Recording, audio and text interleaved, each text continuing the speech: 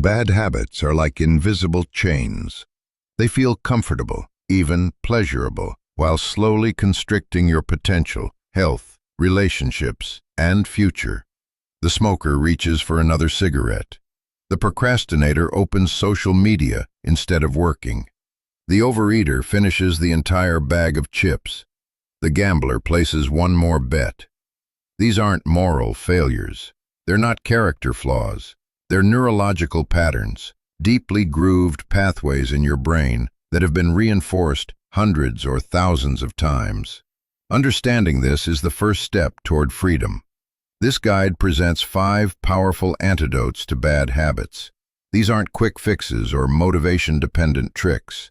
They're evidence-based strategies that work with your brain's natural mechanisms rather than against them. Used individually, they're effective. Used together, they're transformative. The nature of habits, why they're so powerful.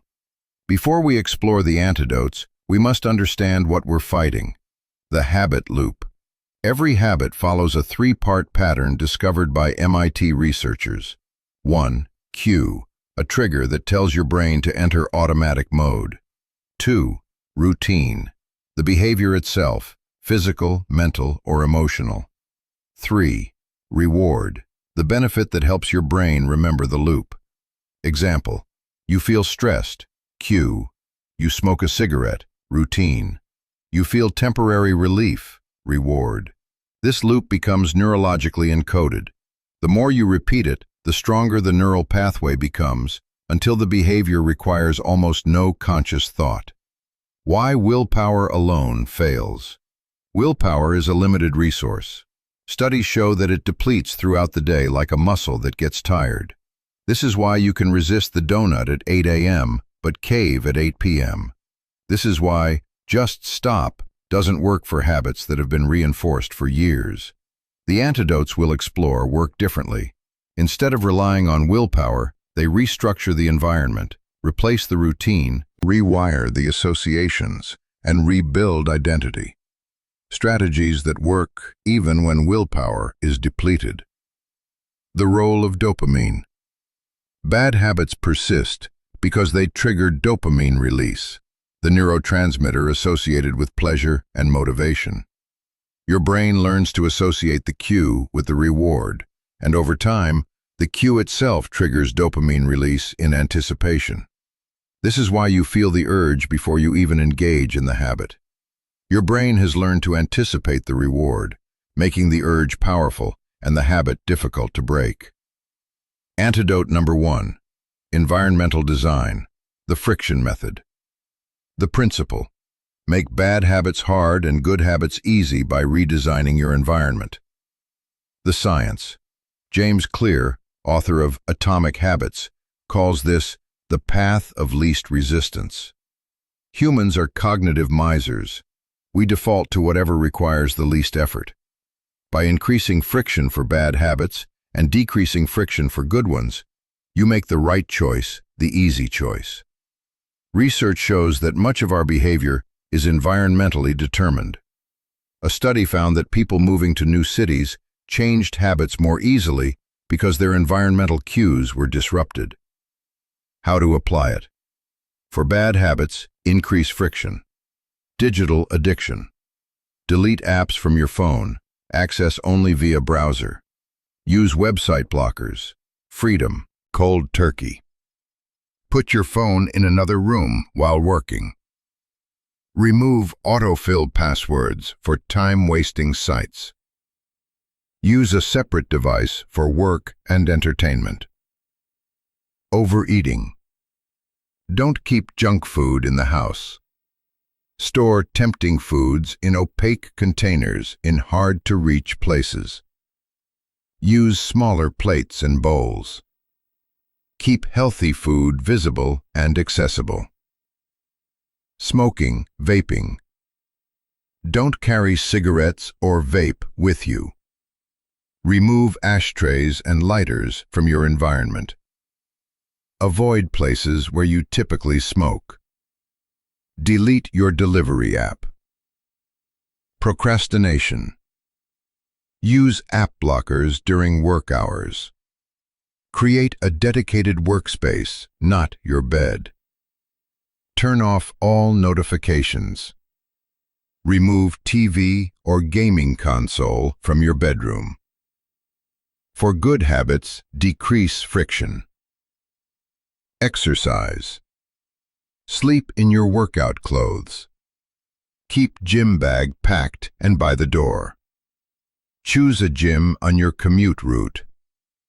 Keep home workout equipment visible. Reading. Keep books on your nightstand and coffee table. Replace your phone on the nightstand with a book. Carry a book everywhere. Healthy eating. Meal prep on Sundays. Pre-cut vegetables and fruits. Keep healthy snacks at eye level. The 20-second rule. Psychologist Sean Achor found that reducing the activation energy for good habits by just 20 seconds dramatically increased follow-through. Conversely, adding 20 seconds of friction to bad habits significantly reduced engagement. Example: if you need to get your guitar from the closet, open the case and tune it, you're less likely to practice. If it's on a stand in your living room, you'll play more. Apply this principle ruthlessly. What 20 seconds can you add to bad habits? What 20 seconds can you remove from good ones? Real-world success story. A man struggling with late-night snacking moved all snack foods to his basement storage. The extra 30 seconds and flight of stairs reduced his snacking by 80% in the first week. He didn't need more willpower, he just needed more friction. Implementation steps. 1. Identify your bad habits' triggers. When and where does it happen? 2. Design friction. Add obstacles between you and the behavior. 3. Remove cues. Eliminate environmental triggers. 4. Make good alternatives easier. Reduce friction for replacement behaviors. 5. Test and adjust. Track what works and refine your system. Antidote number 2. Replacement, the substitution strategy. The principle: you can't eliminate a habit, you can only replace it. The science. Charles Duhigg, in The Power of Habit, discovered that successful habit change rarely involves elimination. Instead, it requires keeping the same cue and reward while changing the routine. This works because the habit loop is neurologically embedded. Your brain wants the reward triggered by the cue. Fighting this creates internal conflict. Replacing the routine satisfies the craving while building a new, healthier pattern. Neuroscientist Dr. Judson Brewer's research on addiction shows that replacement works because it addresses the underlying need the bad habit fulfills. How to apply it? Step 1. Identify the real reward. Most bad habits fulfill legitimate needs. Smoking, stress relief, social connection, break from work. Social media scrolling, entertainment, connection, escape from boredom. Overeating, comfort, stress relief, pleasure. Drinking, relaxation, social lubrication, escape. Step 2. Find healthier routines that provide similar rewards. For stress relief, replace smoking with deep breathing, brief walk, stretching, cold water on face. Replace drinking with herbal tea ritual, exercise, meditation, bath. For boredom, entertainment. Replace social media with reading, podcast, calling a friend, creative hobby. Replace TV binge watching with audiobook while walking, board games, learning instrument. For comfort, pleasure. Replace overeating with favorite healthy snack, pleasant sensory experience, music, nature, physical comfort, weighted blanket, warm bath.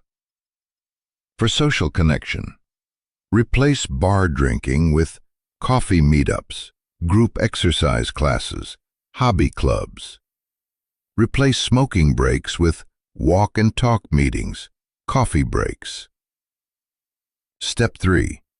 Make the replacement as easy or easier than the original. This is critical.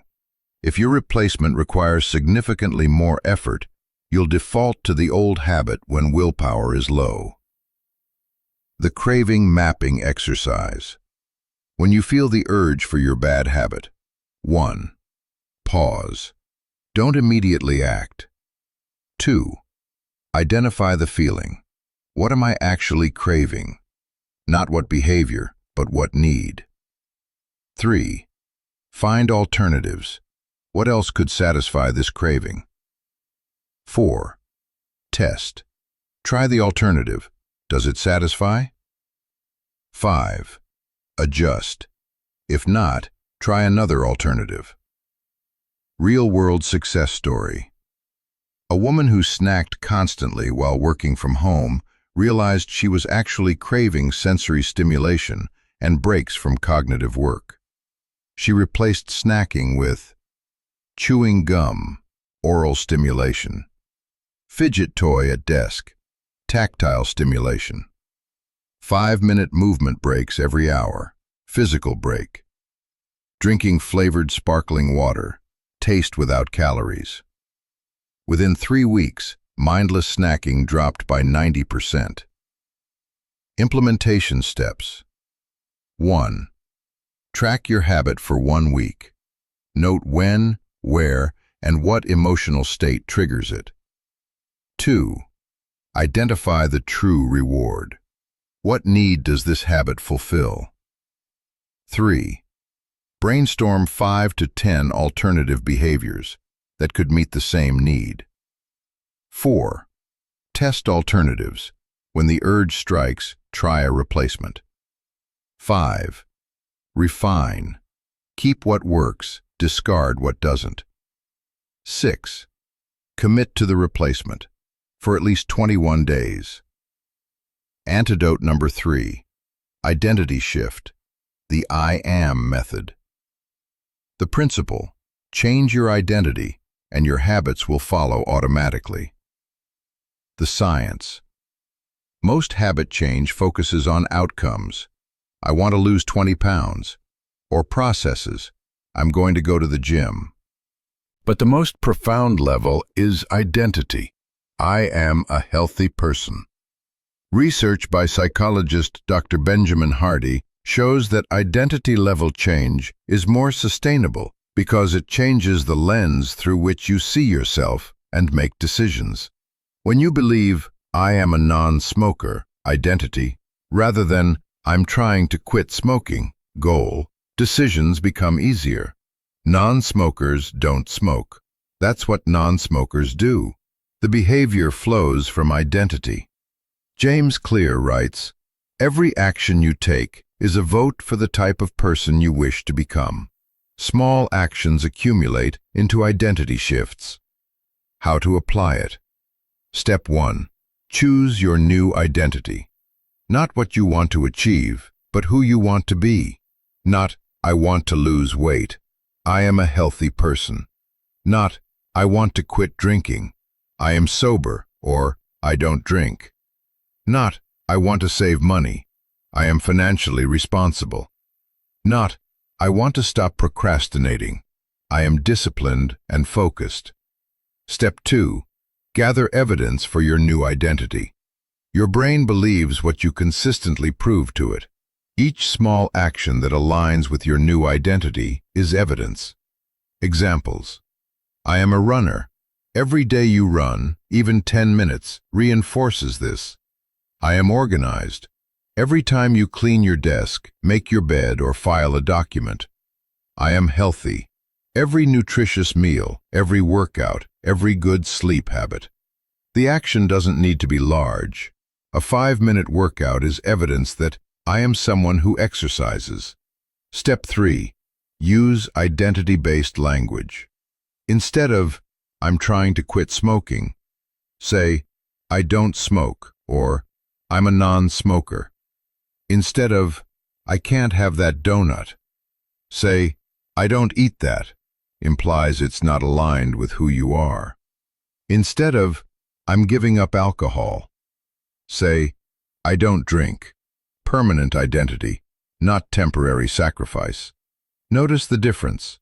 Can't implies deprivation and external restriction. Don't implies choice and internal alignment. Step 4. Make decisions from identity, not from willpower. When facing temptation, ask, what would your identity do right now? What would a healthy person eat? What would a productive person do with this hour? What would a sober person do at this party? This shifts the question from "can I resist?" willpower to "who am I?" identity. The two-way street. Identity influences behavior, but behavior also influences identity. This creates a positive feedback loop. 1. You take a small action aligned with your desired identity. 2. That action serves as evidence for the identity. 3. The identity makes future aligned actions easier. 4. More actions accumulate more evidence. 5. The identity becomes stronger and more automatic. Real-world success story.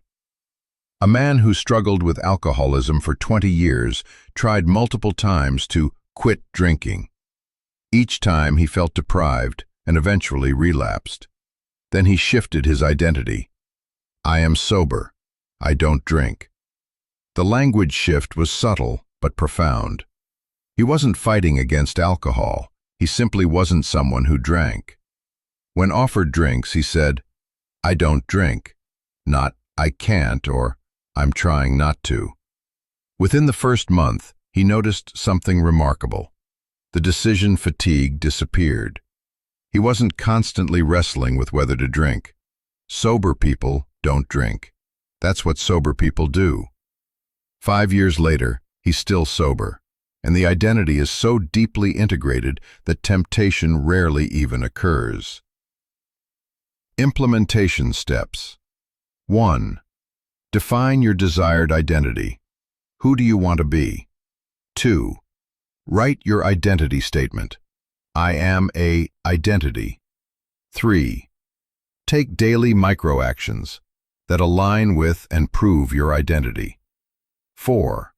Use identity-based language in self-talk and with others. 5. Track evidence. Keep a log of actions that support your identity. 6. Celebrate identity wins. Acknowledge when you act in alignment. Antidote number 4, awareness and mindfulness, the observer method. The principle: you cannot change what you're not aware of. Bring unconscious habits into conscious awareness. The science: most habits operate below conscious awareness. Dr. Judson Brewer's research at Brown University shows that mindfulness, paying attention to habits in real time without judgment, can break their automatic hold. His studies on smoking cessation found that mindfulness-based approaches were twice as effective as standard treatments. The reason? When you pay close attention to the habit while engaging in it, you often discover it's not as rewarding as your brain predicted. This breaks the reinforcement cycle. Neurologically, mindfulness activates the prefrontal cortex, responsible for conscious decision-making, and dampens the amygdala, responsible for emotional reactivity and habit patterns. How to apply it? Step 1. The habit tracking method. Track every instance of your bad habit without trying to change it initially. When does it happen? Time of day. Where does it happen? Location. What triggered it? Emotional state, situation, person. How did you feel before, during, and after? Use a simple notebook or app. The act of tracking itself increases awareness, and awareness naturally reduces frequency. Research shows that people who track habits reduce them by 20 to 30% without any other intervention, simply from increased awareness. Step 2. The mindful engagement exercise. When the urge strikes, instead of automatically indulging or resisting, do this. 1. Pause. Stop for 60 seconds. 2. Notice the urge. I'm noticing an urge to habit. 3. Get curious. What does this urge feel like physically? Where do I feel it in my body? 4. Observe without judgment. Don't label it as good or bad. 5.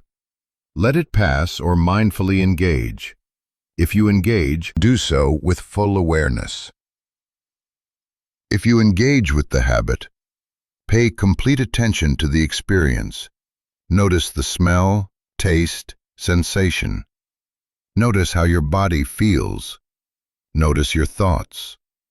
Notice when the pleasure peaks and when it becomes less satisfying. Example for overeating. Eat the food slowly, deliberately, with full attention. Notice taste, texture, temperature. Notice when it stops tasting good. Notice when satisfaction turns to stuffed discomfort. Most people discover the habit is less rewarding than they thought when they pay full attention to it. Step 3. The craving wave.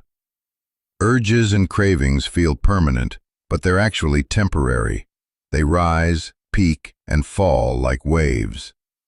When a craving hits, visualize it as a wave approaching. Don't try to stop it or fight it. Simply observe it rising.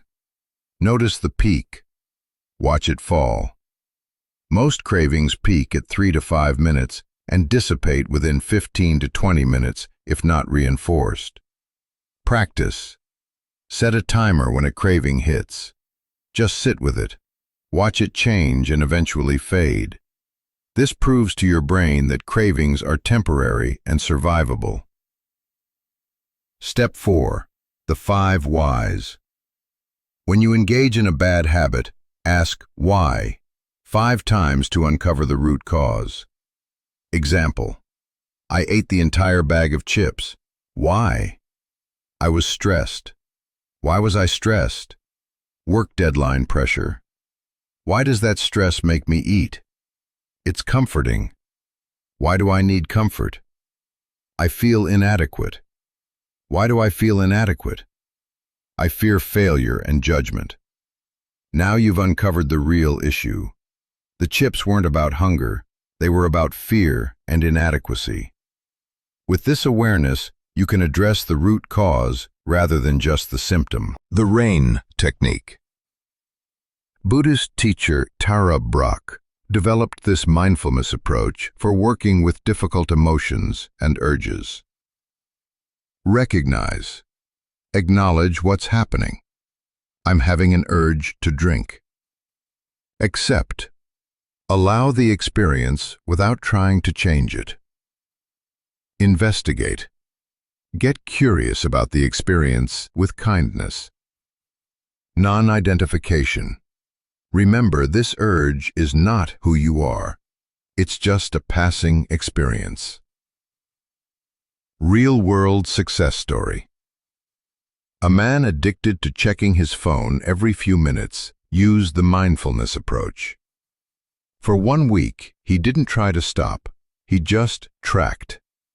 He noticed he checked his phone 150 plus times per day. Most checks happened during transitions, waiting, finishing a task, feeling bored. The checking was automatic.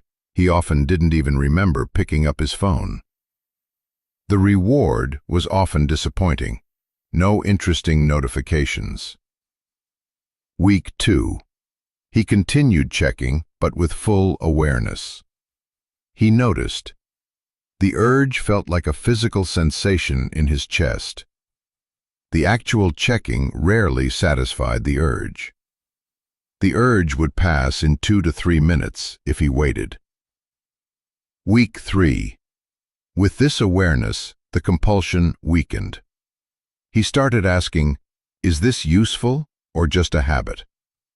He reduced checking to 30 times per day without feeling deprived. 6 months later, he checks his phone intentionally rather than compulsively, averaging 15 to 20 times per day. Implementation steps. 1. Start tracking. Log every instance of your habit for 1 week. 2. Practice the pause. Before engaging, wait 60 seconds and observe the urge. 3. Engage mindfully. If you indulge, do so with full attention. 4. Surf the crave. Practice sitting with urges without acting. 5. Journal patterns. What are you really seeking? What triggers the habit? 6. Be patient. Awareness builds gradually. Trust the process. Antidote number 5. Social architecture, the tribe method. The principle. You become the average of the people you surround yourself with. Change your social environment. Change your habits. The science. The Framingham Heart Study found that behaviors spread through social networks like viruses. If your friend becomes obese, your risk increases by 57%. If your friend starts smoking, your chance of smoking increases significantly. If your friend quits smoking, you're 36% more likely to quit. Social psychologist Dr. Nicholas Christakis calls this social contagion. Habits, behaviors, and even beliefs spread through networks up to 3 degrees of separation. Mirror neurons in our brains fire both when we perform an action and when we observe someone else performing it. We're neurologically wired to absorb the behaviors of those around us. How to apply it? Step 1. Audit your social environment. Make a list of the 5 to 10 people you spend the most time with. For each person, ask, do they embody the habits I want or the habits I'm trying to break? Do they support my growth or enable my bad habits? Do they challenge me or enable comfort? This isn't about judging people. It's about recognizing influence patterns. Step 2. Strategic social selection. Add positive influences. Join communities aligned with your desired identity. Runners Club for exercise, book club for reading, sobriety groups for alcohol recovery. Seek out people who already embody your desired habits. Find an accountability partner or mentor. Reduce negative influences. Spend less time with people who actively enable bad habits. Create boundaries around habit-triggering social situations. Communicate your changes to avoid social pressure.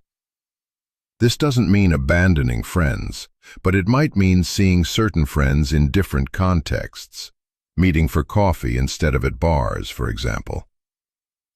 Step 3. Create accountability structures. Public commitment.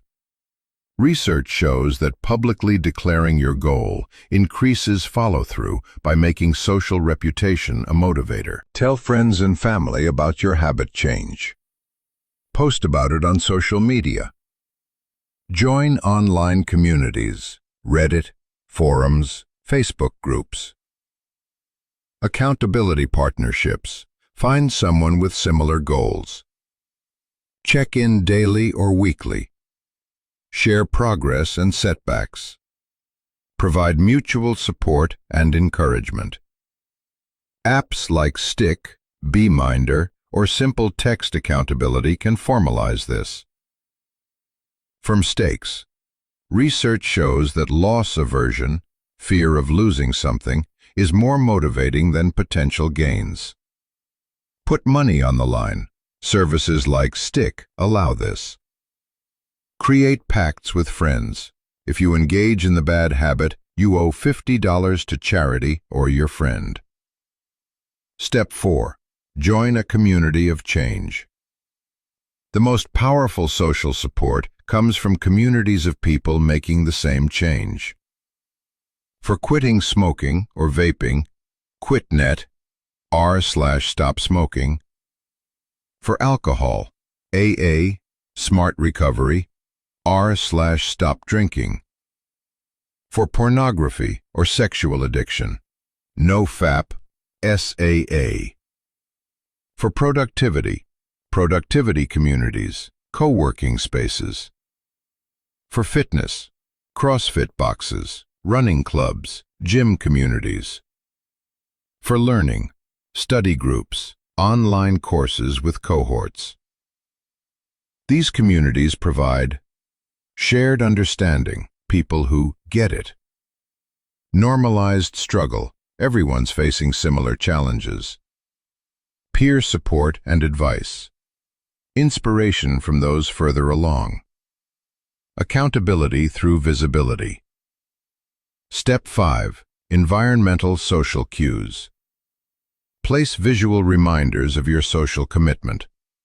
Photos of your accountability partner. Screenshots of community support. Notes from people encouraging your change. These activate your social motivation system even when alone. The peer pressure reversal. Most people think of peer pressure negatively, pressure to engage in bad behaviors. But peer pressure works both ways. Surround yourself with people making positive changes, and suddenly, not exercising feels weird. Drinking excessively feels abnormal. Procrastinating feels embarrassing. Healthy eating becomes the default. You're using the same social mechanism that created bad habits to now reinforce good ones. Real-world success story. A woman struggled with binge drinking for years. Every attempt to moderate failed because her entire social life revolved around bars and drinking friends. She made a difficult decision. She found a new community. She joined a morning running group, a book club, a volunteer organization. These weren't just hobby additions, they were identity reconstructions. Her running friends didn't drink much. Her book club met for coffee. Her volunteer work happened on Friday evenings, previously her biggest drinking trigger. Within 3 months, she had a completely new social circle. Her old friends slowly faded as the new ones became central. The new environment made sobriety feel normal rather than exceptional. 2 years later, she occasionally sees old friends for coffee, but the social architecture that supported drinking is gone. She's maintained sobriety not through constant vigilance, but through environmental redesign. Implementation steps. 1. Audit current social environment. Who supports good habits? Who enables bad ones? 2. Find your tribe. Identify communities aligned with desired identity. 3. Join actively. Don't just lurk, participate and connect. 4. Create accountability. Partner with someone or make public commitments. 5. Gradually shift social time. More time with positive influences, less with negative. 6. Be patient with relationships. Some will adapt, some will naturally fade. Bringing it all together, the integrated approach. These 5 antidotes are most powerful when used together. Example: quitting social media addiction. 1. Environmental design. Delete apps, use browser only with blockers, remove phone from bedroom. 2. Replacement. When feeling bored, read book. When feeling disconnected, text friend. When seeking news, read one curated newsletter. 3. Identity shift. I am focused and present rather than I'm trying to use social media less. 4. Awareness. Track when urges arise, what triggers them. Mindfully notice the craving wave. 5. Social architecture. Join a digital minimalism group. Find accountability partner. Spend time with people who don't constantly check phones. Example: overcoming procrastination. 1. Environmental design. Work in library or cafe. Use website blockers. Remove entertainment from workspace. 2. Replacement. When feeling resistance, take 5-minute walk instead of opening social media. Use Pomodoro technique. 3. Identity shift. I am disciplined and follow through, rather than I'm trying to procrastinate less. 4. Awareness. Notice the feeling of resistance. Investigate it. Ask what fear is underneath. 5. Social architecture. Join a co-working community. Have daily accountability check-ins. Work alongside productive people. The timeline. What to expect. Days 1 through 7. Disruption and discomfort. Urges are strong. You're very aware of the habit's absence. Old triggers still cause automatic responses. This is the hardest phase. Weeks 2 through 4. Adjustment. Urges begin to decrease in frequency and intensity. New routines start to feel more natural. Some days are still difficult. Small wins accumulate. Months 2 through 3. Integration. New behaviors begin to feel automatic. Identity shift becomes more real. Old triggers lose some power. Confidence grows. Months 4 through 6. Establishment. New habits feel natural most of the time. Old habit feels increasingly foreign. Occasional urges occur but are manageable. Identity has genuinely shifted. Year 1 plus. Maintenance. New pattern is the default. Old habit requires conscious effort to engage in. Identity is solid. Vigilance is still needed, but much easier. Common pitfalls and how to avoid them. Perfectionism. All or nothing thinking leads to giving up after one slip. Solution. Expect setbacks. Focus on trends, not perfection. Underestimating the challenge. Assuming willpower will carry you. Solution. Use all 5 antidotes. Don't rely on motivation alone. Changing too much at once. Trying to break multiple habits simultaneously. Solution. Focus on one keystone habit. Others often follow. Ignoring underlying issues. Not addressing the emotional needs the habit fulfills. Solution. Use the awareness antidote. Investigate the true craving. Social pressure. Underestimating how much your environment influences you. Solution. proactively redesign social architecture, communicate boundaries. Conclusion: freedom is a practice. Bad habits aren't character flaws, they're learned patterns. And anything learned can be unlearned and replaced.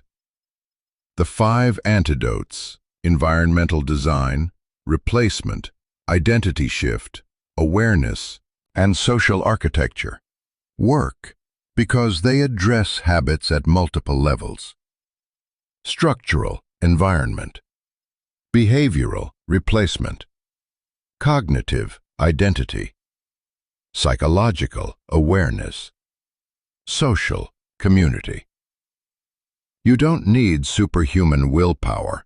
You need better systems. Start with one antidote, master it, then add another. Let them compound and reinforce each other. Remember, every person who's ever broken a bad habit once struggled exactly where you are now. The difference between them and someone still stuck isn't talent or character, it's strategy and persistence. Your bad habit has had years to entrench itself. Give yourself time and grace as you work to change it. Celebrate small wins. Learn from setbacks. Keep going. Freedom from bad habits isn't a destination, it's a practice. And every day you practice, you get stronger. The antidotes are in your hands. The only question is, will you use them?